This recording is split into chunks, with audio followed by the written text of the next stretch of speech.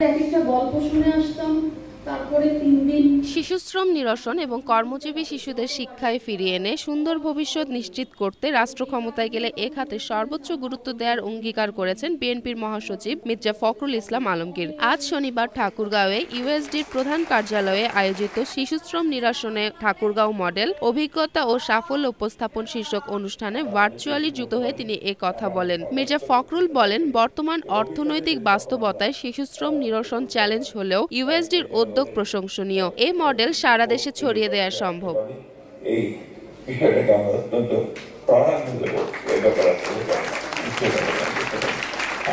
ওয়ালটন এখন দেশের সীমানা পেরিয়ে পৌঁছে গিয়েছে 50টিরও বেশি দেশে। ওয়ালটন, ঘরে ঘরে বিশ্বজুড়ে।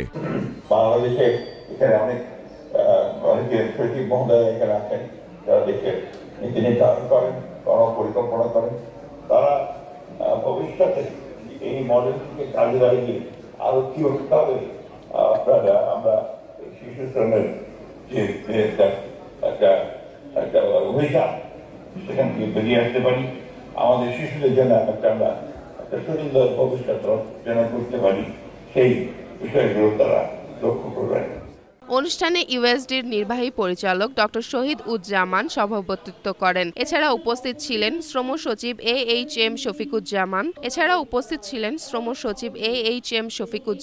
সমন্বয় সচিব জাহেদা পারভিন, বিভাগীয় কমিশনার শহীদুল ইসলাম ও অ্যাডভোকেট সালমা আলী।